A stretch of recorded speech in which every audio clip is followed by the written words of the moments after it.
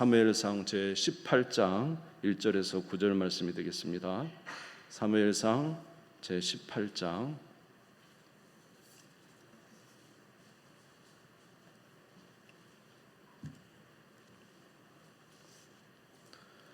구약성경 439쪽 사무엘상 제18장 1절에서 9절 말씀 함께 보도록 하겠습니다. 사무엘상 제18장 1절에서 9절 구약성경 439페이지가 되겠습니다. 찾으신 줄 알고 봉독하겠습니다. 다윗이 사울에게 말하기를 마침에 요나단의 마음이 다윗의 마음과 하나가 되어 요나단이 그를 자기 생명같이 사랑하니라. 그날에 사울은 다윗을 머무르게 하고 그의 아버지의 집으로 다시 돌아가기를 허락하지 아니하였고 요나단은 다윗을 자기 생명같이 사랑하여 더불어 언약을 맺었으며 요나단이 자기가 입었던 겉옷을 벗어 다윗에게 주었고 자기의 군복과 칼과 활과 띠도 그리하였더라. 다윗은 사울이 보내는 곳마다 가서 지혜롭게 행하매 사울이 그를 군대의 장으로 삼았더니 온 백성이 합당히 여겼고 사울의 신하들도 합당히 여겼더라. 무리가 돌아올 때 곧 다윗이 블레셋 사람을 죽이고 돌아올 때에 여인들이 이스라엘 모든 성읍에서 나와서 노래하며 춤추며 소고와 경세를 가지고 왕 사울을 환영하는데 여인들이 뛰놀며 노래하여 이르되 사울이 죽인 자는 천천히요 다윗은 만만이로다 한지라. 사울이 그 말에 불쾌하여 심히 노하여 이르되 다윗에게는 만만을 돌리고 내게는 천천만 돌리니 그가 더 얻을 것이 나라 말고 무엇이냐 하고 그날 후로 사울이 다윗을 주목하였더라. 할렐루야. 오늘도 하나님이 함께 하시는 귀한 시간 되기를 바랍니다. 새벽에 이렇게 사무엘상을 계속 보고 있는 가운데 좀 오래전에 보았던 본문입니다만은 오늘 함께 보면서 또 은혜를 나누기를 원합니다. 오늘 말씀에 보면은 사울은 이미 왕이 되어 있습니다. 사울은 왕이면서 오늘 본문에 보면 매우 그 심기가 불편해 있습니다. 사무엘상 18장 8절에 보면은 사울이 그 말에 불쾌하여 심히 노하여 이르되 다윗에게는 만만을 돌리고 내게는 천천만 돌리니 그가 더 얻을 것이 나라 말고 무엇이냐 하고 사울이 왕임에도 불구하고 한 나라의 왕임에도 불구하고 불쾌하고 심히 노하여 있습니다. 그가 이렇게 심히 불편하고 분노가 있는 이유는 무엇일까요? 사울은 하나님의 선택으로 말미암아 왕이 된 사람이에요. 사무엘상 10장 1절에 보니까 하나님께서 사무엘을 통하여 그 기름병을 가져다가 이 베냐민 지파의 기스의 아들, 아주 작은 지파의 또 이 기스라는 사람의 아들의 머리에 기름을 부어 왕을 삼았습니다. 다시 말해서 사울은 하나님께서 은혜 가운데 은혜로 그를 왕으로 세운 사람입니다. 이렇게 하나님의 은혜로 왕이 된 사울이라면은 반드시 하나님의 말씀을 듣고 하나님의 뜻대로 행함으로 그 왕위를 지켜야 되는데 사울이 이제 왕이 된 이후에는 그가 하나님을 의지하지 아니하고 그가 백성의 눈치를 보기 시작했습니다. 다시 말해서 그가 하나님을 경외하는 것이 아니라 백성들의 말을 듣기 시작한 것이죠. 사무엘상 15장에 보면은 하나님께서 사울에게 이야기합니다. 사울 왕에게 저 아말렉에 가서 모든 아말렉 사람을 다 진멸하라. 그리고 거기에 있는 사람만 남녀노소 다 진멸할 것이 아니라 거기에 있는 소와 우양과 양과 가축을 다 진멸하라고 말합니다. 그럼에도 불구하고 이 사울이 하나님의 말씀을 듣지 아니하고 이제 그 우양들을 가지고 좋은 것은 그 명목은 무엇이냐면은 이 좋은 우양을 갖다가 하나님 앞에 제사 드리면 얼마나 좋겠나 하면서 가져왔지만 사실은 속이 보이는 말이죠. 자기가 그 우양을 버리기 싫어서 가져온 것입니다.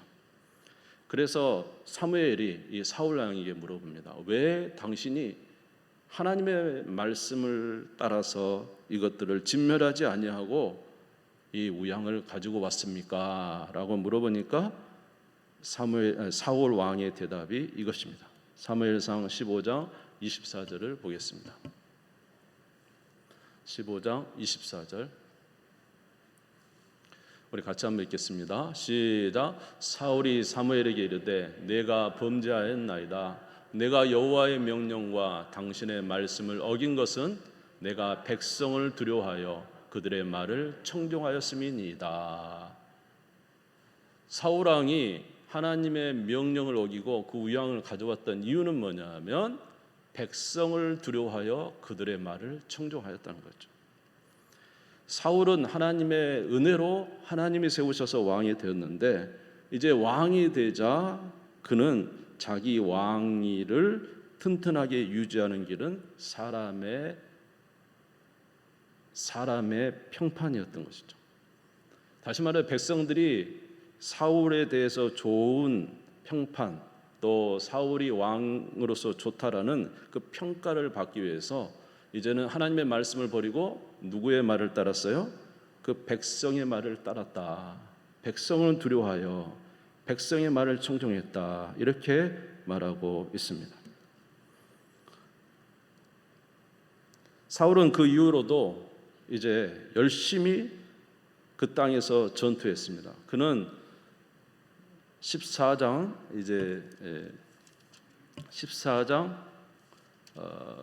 47절에 쭉 보면은 많은 전투를 했어요.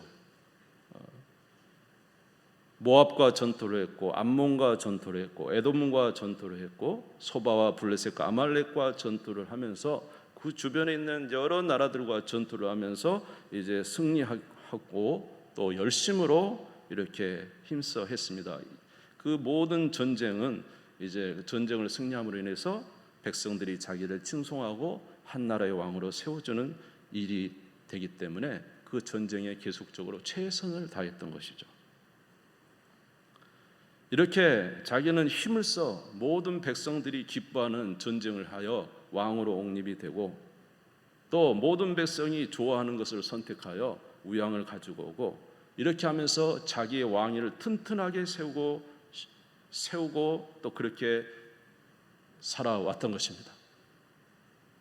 그런데 어느 날 이제 블레셋과 전투가 있었어요. 근데 그 많은 블레셋과 전투 속에 한 사람이 나타났죠. 바로 골리앗입니다. 키는 3m에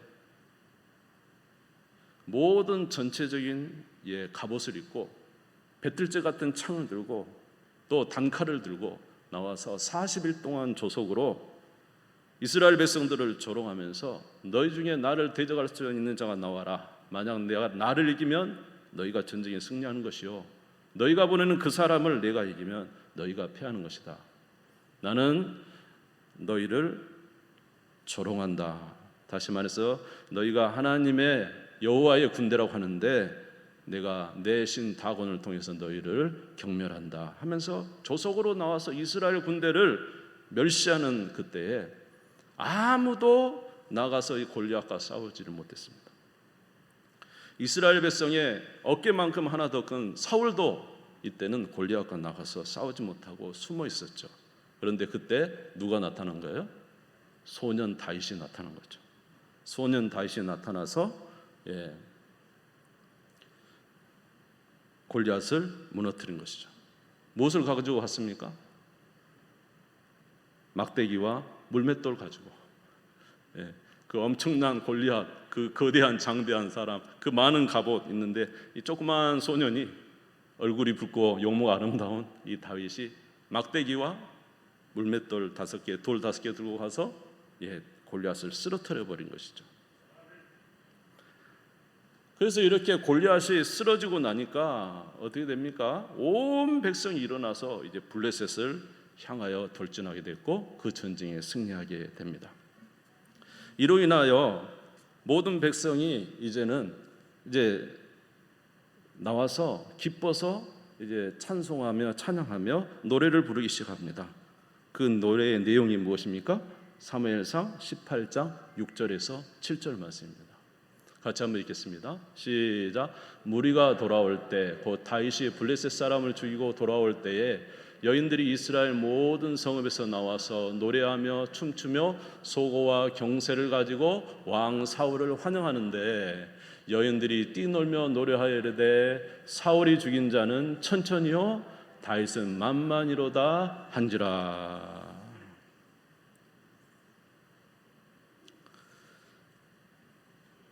모든 성읍에서 여인들이 나와서 춤추며 블레셋을 이겼기 때문에 소고치며 춤추며 찬양하면서 외치는 소리가 뭐냐 하면은 사울이 죽인 자는 천천히요 다윗이 죽인 자는 만만이로다, 이렇게 합니다. 사울이 전쟁에서 승리하여 돌아올 때 참 좋았는데 이 여인들이 외치는 속에서 사울은 천천히요 다윗은 만만이로다. 사실 이 천천과 만만은 많다는 뜻입니다. 성경에 보면 천천만만이 항상 같이 나오거든요. 그러니까 사실은 여인들은 어떤 의미에서는 의미 없는 그런 부분일 수도 있는데, 그러나 이제 사울이 불쾌한 것은 또 한 가지는 자기와 다윗을 동등한 위치에 놓고 이야기하는데, 또 숫자적으로도 사울은 천천히요 다윗은 만만이로다, 이렇게 함으로 사울이 느낀 것은 뭐냐면 백성의 마음이 어디로 기울이고 있는 거예요? 사울에서 다윗으로 기울이고 있다는 것을 이제 느끼게 된 거죠. 그러면서 자기가 지금까지 그렇게 공들여서 많은 전쟁을 해가지고 전쟁에 승리함으로 백성들의 마음을 사고 백성들을 통해서 자기의 위치를 잡고 심지어 하나님의 말씀을 버리면서까지도 백성의 말을 들어서 자기의 위치를 잡고 있었던 사울이 이제는 이 다윗 한 사람이 나타남으로 말미암아 자기의 모든 지켰던 자기가 가졌던 모든 튼튼한 세웠던 왕의 자리가 흔들리기 시작해서 사울은 굉장히 불쾌했던 것입니다. 그래서 그때부터 이제 사울은 다윗을 주목하여 보았습니다. 사무엘상 18장 8절에서 9절입니다. 사울이 그 말에 불쾌하여 심히 노하여 이르되 다윗에게는 만만을 돌리고 내게는 천천만 돌리니 그가 더 얻을 것이 나라 말고 무엇이냐 하고 그날 후로 사울이 다윗을 주목하였더라. 이제는 그의 마음의 기쁨이 다 사라져 버립니다. 그리고 자기에게서 백성의 마음을 뺏어간 이 다윗을 죽이려고 하는 거죠. 사무엘상 18장 11절에 보면은 창을 던져 죽이려고 합니다. 그가 스스로 이르기를 내가 다윗을 벽에 박으리라 하고 사울이 그 창을 던졌으나 다윗이 그의 앞에서 2번 피하였더라. 다윗을 이제 죽이려고 창을 던지기도 했어요. 그런데 이 다윗이 그 창을 피했을 뿐만 아니라 다윗은 모든 곳에 다니면서 그 이후에 굉장히 용맹스럽게 모든 일을 해냈어요. 다윗은 그 이후에도 용맹스러운 모든 일을 해낼 뿐만 아니라 많은 사람들로부터 이제 점점 더 사랑을 받아가고 있는 것입니다. 사무엘상 18장 13절에서 16절 같이 한번 읽겠습니다. 시작. 그러므로 사울이 그를 자기 곁에서 떠나게 하고 그를 천부장으로 삼음에 그가 백성 앞에 출입하며 다윗이 그의 모든 일을 지혜롭게 행하니라. 여호와께서 그와 함께 계시니라. 사울은 다윗이 크게 지혜롭게 행함을 보고 그를 두려워하였으나 온 이스라엘과 유다는 다윗을 사랑하였으니 그가 자기들 앞에 출입하기 때문이었더라. 할렐루야. 다윗은 점점 더 용맹스럽고 점점 무슨 일을 맡기든지 지혜롭게 잘하고 또 백성들은 그를 이스라엘과 유다의 온 백성들을 그를 사랑하니 지금 사울은 그를 죽이고 싶은데 죽이지도 못하고 마음이 아주 그냥 미쳐 죽을 지경인 것이죠. 그러니 사울의 마음은 불안하고 악한 영이 그를 붙잡았습니다. 사무엘상 18장 10절에 보면은 이제 악령이 그에게 나타나 그를 붙잡아 그가 정신없는 말을 해대는 이런 불안한 지경에 이르게 된 거예요. 다시 말해서 사울 왕은 지금 굉장히 왕이면서도 불안한 상태에 있는 것입니다. 반면에 다윗은 어떻습니까? 다윗은 굉장히 단순하면서 행복합니다. 다윗은 그저 누구를 의지하고 살았습니까? 하나님을 의지하고 살았습니다. 저 골리앗이 올 때 두렵기도 떨렸지만은 그러나 하나님을 의지하고 그는 달려 나갔어요.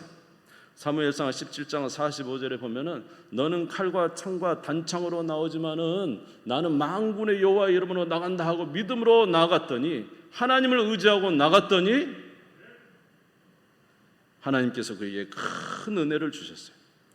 17장 48절에서 51절에 보면은 이제 블레셋 사람을 이제 이기고 51절 보겠습니다. 51절에 보면은 달려가서 칼로 그 골리앗의 목을 베어 이제 들어올리니 온 백성이 전쟁에 승리하게 된 것이죠.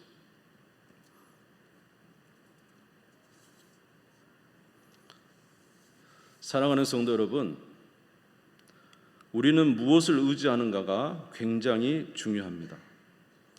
여러분, 무엇을 의지하는가가 우리에게 굉장히 중요해요. 여러분, 하나님 외에 다른 것을 의지하면 불안합니다. 여러분, 사람을 의지하면 사람은 변합니다. 그렇기 때문에 우리의 든든한 버팀목과 반석이 될 수 없어요. 여러분, 돈을 의지해도 마찬가지예요. 우리가 돈을 의지해서 돈이 있으면 참 좋죠.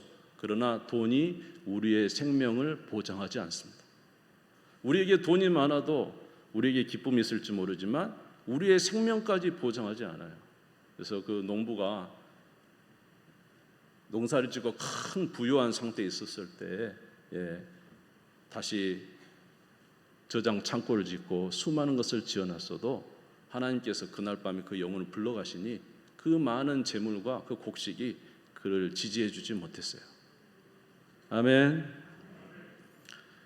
여러분, 유다에 보면은 이스라엘 유다의 나라 유다 말에 하나님께서 말씀하셨어요. 너희는 저 바벨론에게 항복해라 이렇게 말씀하셨어요.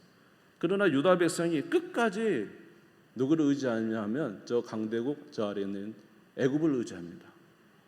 저 애굽이 우리를 지켜줄 거야 생각하면서 그 애굽을 의지하지만 애굽이 유다를 지켜주지 못했어요.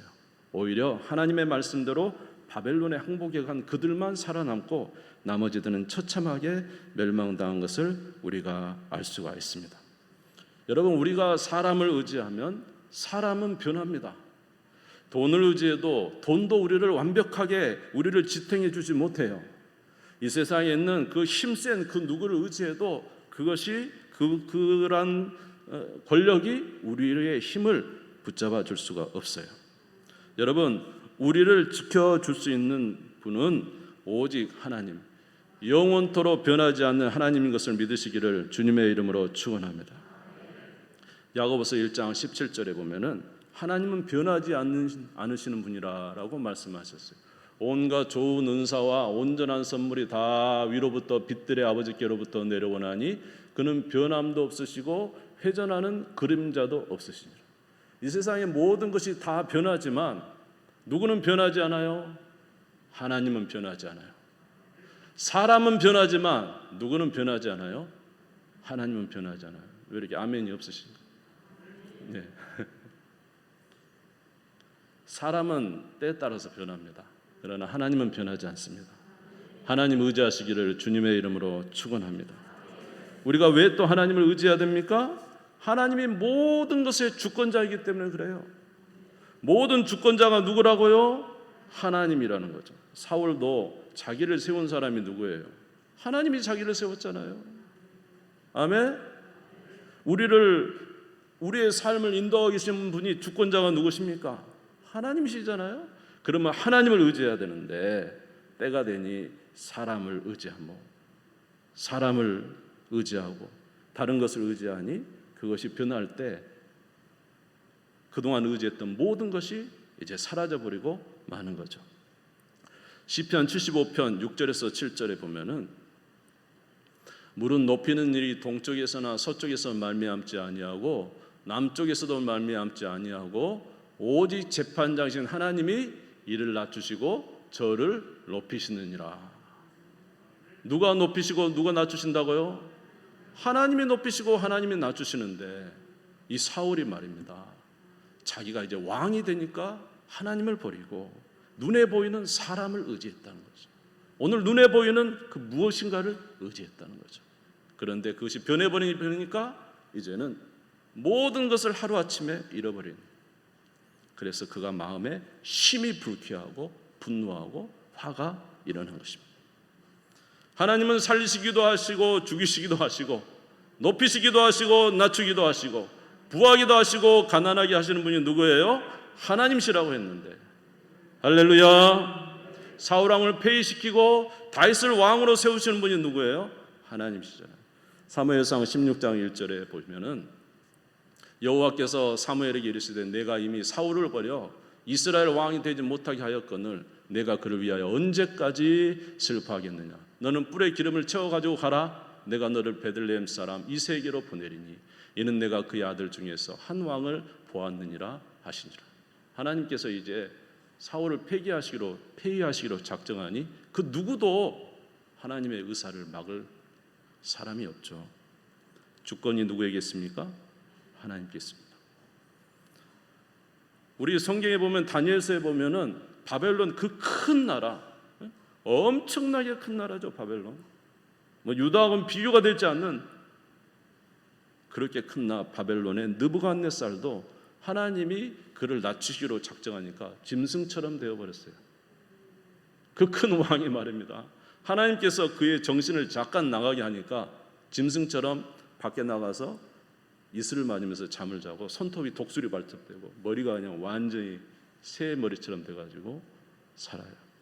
그래서 느부갓네살이 뭐라고 했냐면 이 땅의 모든 왕을 세우시고 높이시고 낮추시는 분이 하나님이라는 것을 그가 깨달았다고 말합니다. 다니엘서 4장 31절에서 33절입니다. 이 말이 아직도 나 왕의 입에 있을 때에 하늘에서 소리가 내려 이르되 느부갓네살 왕아 내게 말하느니 나라의 왕이가 내게서 떠났느니라. 내가 사람에게서 쫓겨나서 들짐승과 함께 살면서 소처럼 풀을 먹을 것이요 이와 같이 7대를 지내서 지극히 높으신 이가 사람의 나라를 다스리시며 자기 뜻대로 그것을 누구에게든지 주시는 줄을 알기까지 이르리라 하더라. 같이 읽을까요? 시작. 바로 그때 이 일이 나 느부갓네살에게 응함으로 내가 사람에게 쫓겨나서 소처럼 풀을 먹으며 몸이 하늘 이슬에 졌고 머리털이 독수리털과 같이 자랐고 손톱은 새 발톱과 같이 되었더라. 여러분은 누구를 의지하고 계십니까? 여러분 무엇을 의지하고 계십니까? 다윗이 왜 이렇게 왕의 자리를 그렇게 계속 유지할 수 있었을까요? 물론 다윗의 목적은 그 왕위를 유지하는 게 아니에요. 다윗은 항상 누구를 의지했어요? 하나님을 의지하고 살았더니 하나님께서 그의 왕위를 지켜주신 거예요. 할렐루야. 시편 18편 1절에서 2절은 다윗의 고백 아닙니까? 나의 힘이신 여호와여 내가 주를 사랑하나이다. 여호와는 나의 반석이시요 나의 요새시요 나를 건지시는 이시요 나의 하나님이시요 내가 그 안에 피할 나의 바위시요 나의 방패시요 나의 구원의 뿌리시요 나의 산성이시로다. 다윗은 오직 하나님이 나의 반석이요 나의 요새요 나의 모든 것이었다는 거죠. 어떤 상황에도 하나님만이 나를 지키실 수 있는 유일한 분이시다는 것을 알고 그가 하나님을 의지하고 살았더니 하나님께서 그를 살리시고 모든 어려움 속에서 그를 지켜주신 분인 것을 우리가 알게 됩니다. 저와 여러분은 누구를 의지하고 삽니까? 무엇을 의지하고 삽니까?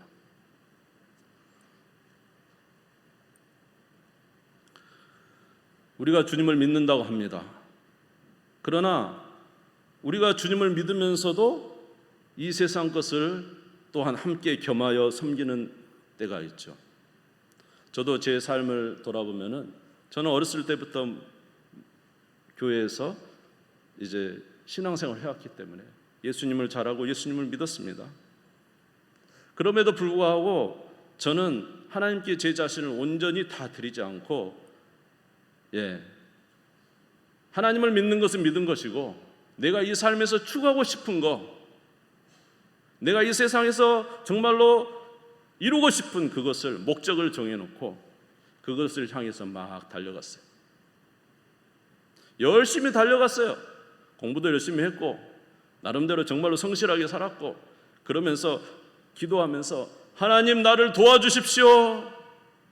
내가 이렇게 세운 이 목표가 이루어지기를 원합니다 하고 그렇게 계속 살아왔는데 그래서 결혼도 하고 아이도 낳고 그렇게 살아왔는데 놀라운 것은 시간이 지나면 지날수록 저 개인입니다. 시간이 지나면 지날수록 내가 세웠던 계획과는 너무 동떨어져요. 나는 내가 이 정도 되기를 원했는데 거기 근처도 가지 못해. 나는 우리 가정이 이렇게 하나님의 은혜 가운데 정말로 이 복을 많이 받는 가정이 되기를 원했는데 그렇지 못한 것 같고, 자녀들을 잘 양육하기를 원했는데 나중에 보니까 자녀들한테는 전혀 관심도 쓰지 못해. 열심히 한다고 했는데도 불구하고 잘 되지 않아. 이제는 시간이 많이 흘러서 이제는 자포자기가 되는 거예요. 너무 힘들었어. 허탈감이 찾아오고 고통스럽기도 하고, 나중에는 이제 그것이 짜증이 되고 불평이 돼서 오히려 우리 가족한테 좋지 않은 모습을 보이고, 그렇게 제가 바라는 그것을 향하여 달려가다가 이렇게 힘들어할 때가 있었습니다. 그런데 그때 이제 제가 생각되는 것이 있었어요.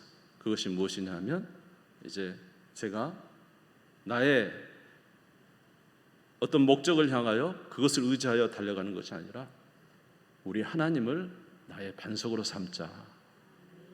이제 하나님을 나의 반석으로 삼자. 오직 하나님을 의지하며 살자. 이렇게 저는 이제 어떠한 신앙적 은혜 가운데 마음을 결정하게 됐어요. 그래서 저는 갈라디아서 2장 20절을 굉장히 좋아합니다. 갈라디아서 2장 20절 한번 같이 읽을까요? 시작. 내가 그리스도와 함께 십자가에 못 박혔나니 그런즉 이제는 내가 사는 것이 아니요 오직 내 안에 그리스도께서 사시는 것이라. 이제 내가 육체 가운데 사는 것은 나를 사랑하사 나를 위하여 자기 자신을 버리신 하나님의 아들을 믿는 믿음 안에서 사는 것이라. 이제 내가 그리스도와 함께 십자가에 못 박혔나니 이제는 내가 사는 것이 아니요 내 안에 그리스도께서 사시는 것이라. 이제 내가 육체 가운데 사는 것은 나를 사랑하사 나를 위하여 자기 자신을 버리신 하나님의 아들을 믿는 믿음 안에 사는 것이라. 왜 다윗이 지금은 아무것도 없는 양치는 목동이 이렇게 행복합니까? 그는 지금 하나님을 의지하고 살고 있어요. 하나님을 의지하고 살았더니 골리앗을 이긴 거예요. 하나님을 의지했더니 사울왕의 아들 요나단이 자기 생명처럼 다윗을 사랑하는 거예요. 자기의 갑옷도 벗어주고 겉옷도 벗어주고 활도 주고 청도 주고 다 주는 거예요. 그가 그저 하나님을 의지하고 살았더니, 그가 하나님을 의지하고 살았더니 사울왕의 대신들이 다 다윗을 좋아하는 거예요. 그가 하나님을 의지하고 살았더니 모든 백성이 그를 칭송하는 거예요. 사울이 죽인 자는 천천히요 다윗이 죽인 자는 만만이로다. 오로지 다윗이 하나님을 의지하고 살았을 뿐인데 말입니다. 사울왕은 여러 가지를 준비했습니다. 백성들의 마음을 잡아서 든든히 자기의 반석을 다지고 그의 왕위를 세움으로 인해서 자기의 삶이 왕위를 든든히 함으로 말미암아 왕위가 굳건히 섬으로 말미암아 자기가 행복할 것이라고 생각했어요. 그런데 그것이 잘 됩니까? 다윗은 단순하게 하나님을 의지했어요. 하나님이 나의 행복이다. 하나님이 나의 힘이다. 하나님이 나의 능력이다. 하나님을 의지했습니다. 여러분의 모든 생각과 꿈을 가지고 이것을 이루면 여러분 행복할 것이라고 생각하십니까? 여러분 열심히 하셔서 그걸 이루면 행복할 수도 있겠죠. 그러나 그건 지금의 행복은 아니잖아요. 아멘 해보세요. 지금의 행복은 아니잖아요. 그것이 이루어져야 나의 행복이잖아요. 그렇죠? 그러나 여러분 예수 그리스도를 주로 모시기를 주님의 이름으로 축원합니다. 그러면 행복이 시작됩니다. 지금부터. 주님이 나의 행복이시니까, 주님이 나의 힘이시니까, 주님이 나의 길이시니까, 진리시니까, 생명이니까 예수 그리스도를 모시는 그곳에 나의 기쁨이요 나의 소망이요 나의 능력이 거기에 있기 때문에, 할렐루야, 예수 그리스도를 모시고 그를 의지하는 자는 지금부터 행복한 거예요. 바로 지금 이 순간 주님과 함께하는 그 순간이 행복의 순간이 되는 거예요. 일평생 하나님과 함께 살아가는 기쁨의 삶을 살게 되는 거예요. 하나님과 함께 살아가면서 하나님이 하시는 역사들을 보면서 기뻐하며 찬송하며 박수치면서 살아가는 삶이 예수 그리스도를 믿는 자들의 삶이라는 것이죠. 어떤 것을 준비해서 이루어서 행복을 가지는 것이 아니라. 사랑하는 성도 여러분, 주님을 의지하시기를, 주님을 사랑하시기를 주의 이름으로 축원합니다. 성경에 나오는 얼마나 많은 사람들이 그런 삶을 살았습니다. 하나님을 믿는 것 따로, 내가 추구하는 것 따로. 야곱도 그러한 삶을 살았죠. 하나님을 사랑하는 것 정말로 사랑했지만 자기의 목표는 이 세상에서 부유하고 이 세상에서 재정적으로 충만하고 정말로 이 세상에서 드러나는 자기를 위해서 그렇게 살아왔는데 야곱의 일생이 행복했습니까? 험악한 세월을 보냈다라고 고백했어요. 그렇게 험악한 세월을 보내고 있는 야곱에게 하나님께서 말씀하셨죠. 창세기 35장 1절에 같이 읽겠습니다. 시작. 하나님이 야곱에게 이르시되 일어나 베델로 올라가서 거기 거주하며 내가 너의 형 에서의 낯을 피하여 도망하던 때에 내게 나타난 하나님께 거기서 제단을 쌓으라 하신지라. 다 내려놓고 우상의 모든 걸 다 내려놓고 베델로 올라가서 너희 하나님을 만나라. 아멘. 베델로 올라가라. 내가 거기서 너를 만나리라. 베델로 올라간 야곱이 그때부터 하나님의 은혜 가운데 거하게 된 것을 우리가 알 수가 있습니다. 사랑하는 성도 여러분, 우리 하나님을 의지하시기를 주님의 이름으로 축원합니다. 우리 하나님은 반석이십니다. 능력이십니다. 변하지 않습니다. 권능이 있습니다. 힘이 있습니다. 지혜가 있습니다. 여호와를 경외하는 것이 지혜의 근본입니다. 여호와를 따라 살아가는 것이 명철입니다. 여러분 시편에 보면 내 명철을 의지하지 말라. 누구를 의지하라고요? 하나님을 의지하라. 그가 내 길을 지도하시리라. 할렐루야. 우리 하나님께서 이러한 은혜를 우리에게 베풀어 주실 것을 말씀하셨어요. 다윗은 마지막으로 고백합니다. 여호와는 나의 목자시니 내게 부족함이 없으리로다. 할렐루야. 시편 23편 1절과 2절만 읽고 마치겠습니다. 같이 읽겠습니다. 시작. 여호와는 나의 목자시니 내게 부족함이 없으리로다. 그가 나를 푸른 풀밭에 누이시며 쉴만한 물가로 나를 인도하시는도다. 할렐루야. 여호와를 나의 목자 삼고 살았더니 부족함이 없어요. 물론 삶에 고난이 없고 고통이 없다는 뜻이 아니에요. 고난과 고통이 여전히 있고 어렵고 힘든 일이 있었어요. 그러나 여호와 하나님을 나의 의지로 삼고 나의 목자로 삼고 나의 반석을 삼고 그를 의지하러 갔더니 그는 나에게 조금도 부족함이 없이 나의 인생을 의지해 나의 인생을 인도해 주시고 모든 필요한 것을 따라 공급하시는 은혜를 베풀으신 하나님이라고 고백하고 있습니다. 오늘 분명히 우리에게 말씀하고 있습니다. 이 세상 것을 의지하지 마라. 사람을 의지하지 말고 돈을 의지하지 말고 이 세상에 금방 변화되는 그것을 의지하지 마라. 오직 누구를 의지하라고요? 하나님을 신뢰하는 자가 되라. 할렐루야. 여러분의 마음의 중심으로 주님을 신뢰하는 것 잊어버리지 마시기를 주님의 이름으로 축원합니다. 어쩌면 이 어려운 시대에 저와 여러분에게 주님께서 말씀해 주시는지 몰라요.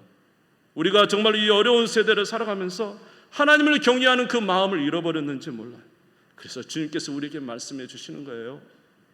주님을 의뢰하라고, 주님을 경배하라고, 그를 우리의 반석 삼으라고. 그러면 그가 우리 가운데 역사하셔서 은혜 베풀어 주신다고 말씀하고 있는 것입니다. 여러분 주님을 경외하는 우리 모든 성도님들 되시기를 주님의 이름으로 축원합니다. 우리 주님 세워 무릎 지고 다 같이 기도하겠습니다.